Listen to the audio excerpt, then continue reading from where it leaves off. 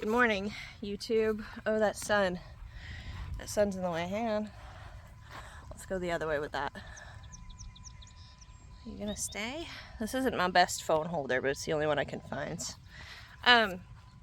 We're in the garden today.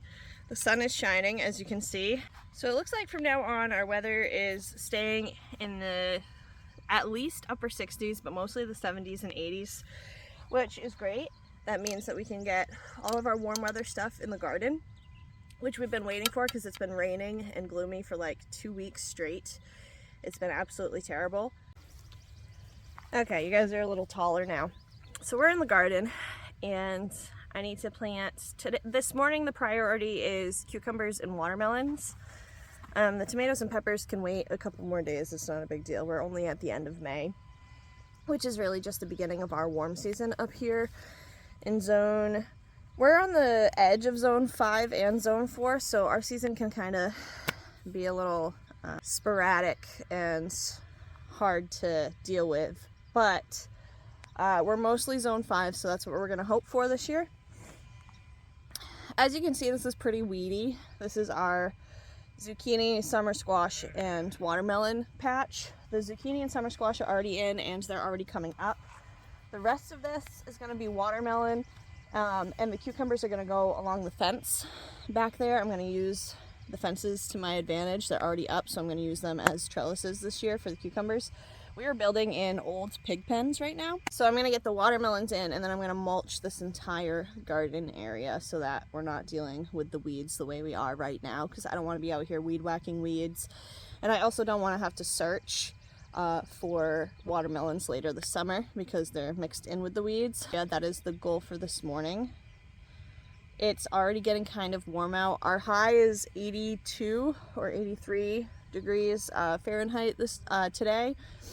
To some of you that might not seem very warm.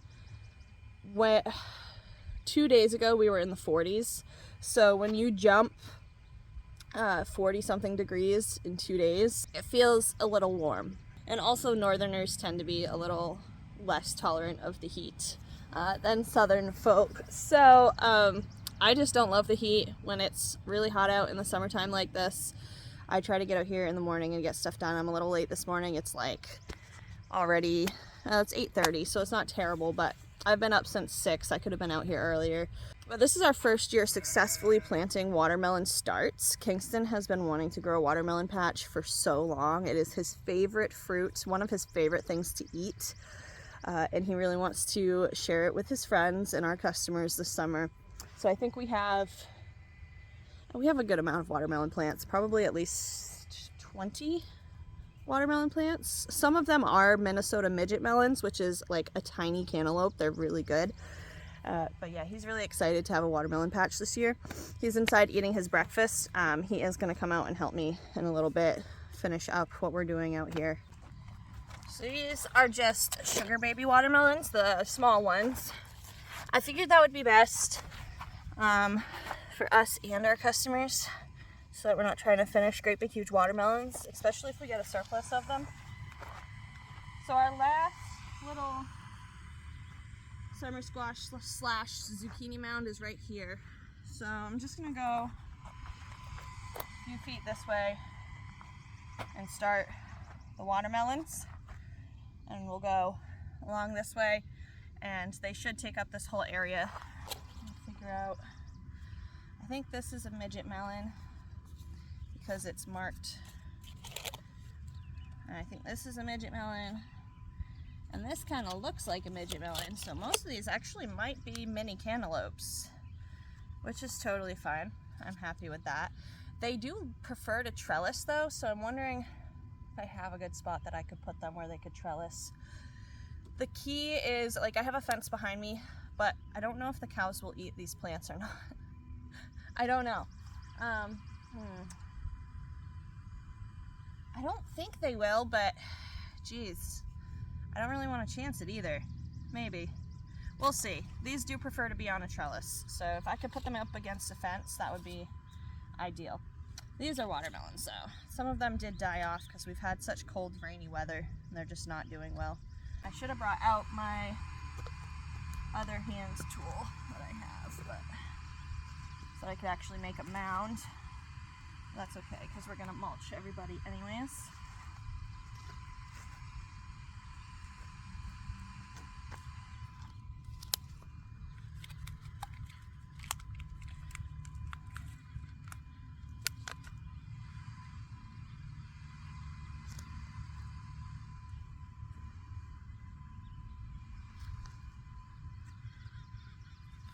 All of this extra growing soil that's in here, it's great stuff, so I just dump it out onto my gardens.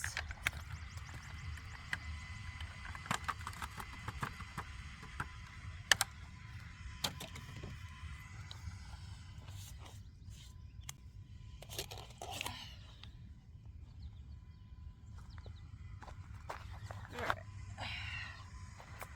I think you're supposed to give watermelons like 6 feet or something like that. So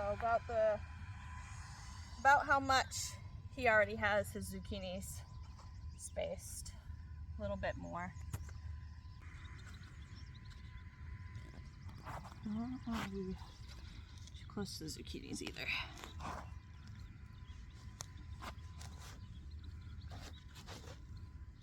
Well, this is some nice fluffy soil. This watermelon plant will be happy here. Fluffy that is. That'll make it happy. Good deal.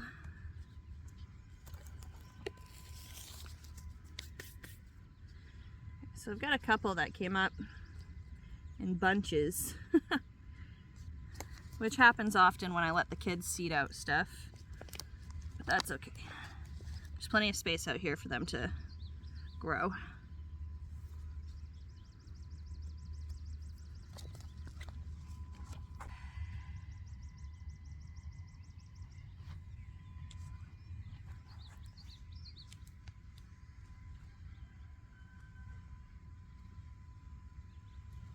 I really like all the organic matter that's mixed in with this soil.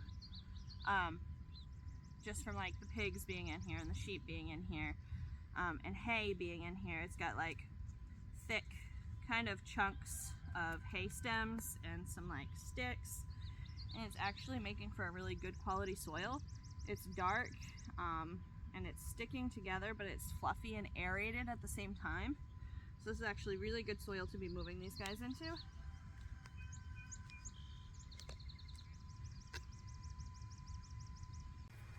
So we only ended up having 9 watermelon plants that survived being outside in the cold, rainy weather this last couple weeks. That's still plenty for us. The goal was to have watermelon for us, and there's probably still plenty to put a few in the store. So with the Minnesota midget melons, with the tiny cantaloupes, I think I'm going to experiment. I'm going to do half of them on the ground in the garden, mulch them like I would the watermelons, see what they do, see if they can grow that way successfully, and I'm going to put the other half along that cow fence and see if the cows bother them at all. I don't know. I have to say, I've seen plenty of pumpkin plants and squash plants grow in the cow pastures, and the cows don't touch them. So I have high hopes. We'll see what happens. But yeah, so I'm gonna get those in the ground. Half of them are going in the ground, half of them are going up against that fence over there to use as a trellis, and then we'll move on to cucumbers.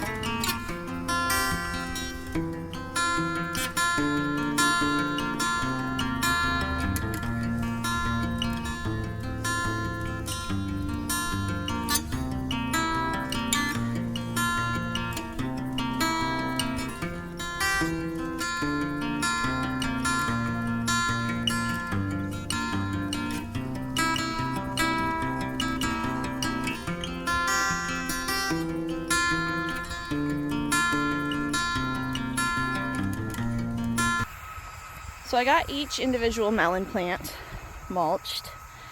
I need to have Paul flip that mulch bale over with the tractor so that I can get more of it ripped off. It's sitting in an awkward position and it's getting hard to like take the mulch off of the bale. But I can see where all of my melons are now, which means I can keep track of them. And that's like the main goal. I need to get the rest of this whole area mulched though, which I will probably do tonight after he shakes up that mulch bale for me. Or I'll see if I can pull some more apart in a little bit here. But we ended up with like 9 watermelons and 1, 2, 3, 4, 5, 6, 7, 8, 9, 10, 11 Minnesota midget melons, that's perfect. That's plenty for our households and probably a little extra for the store, so that's great. We have a ton of zucchini plants coming up. Paul planted way too much zucchini. I don't know why, and I don't know what we're gonna do with all of it, but the pigs will be happy, and the sheep too. The sheep will eat the zucchini. So yeah, that's a good little success. The lettuce looks great over here. The peas, we got half of the peas trellised. Not before my sheep snuck in here though and trimmed the tops off, so now they're a little behind. I think they'll still grow. If I remember correctly, I've had peas that got the tops trimmed off before and they still grew fine. We'll see. See that guy? Top got trimmed off. So I still need to trellis all of these peas. That's a matter of just moving these panels this way. But the lettuce looks great. The beans are coming up good. They are loving the sun. That was too much rain for them. And I have another row right next to them that I need to finish mulching. That will probably come up in the next couple of days now that we've got some heat. So the garden overall, I'm still working on it. I'll start having more time for it starting next week because my work hours cut down. That was on purpose, so I would have more time for this stuff. So yeah, I'm excited about that, to be able to garden more and really crank out the produce this summer.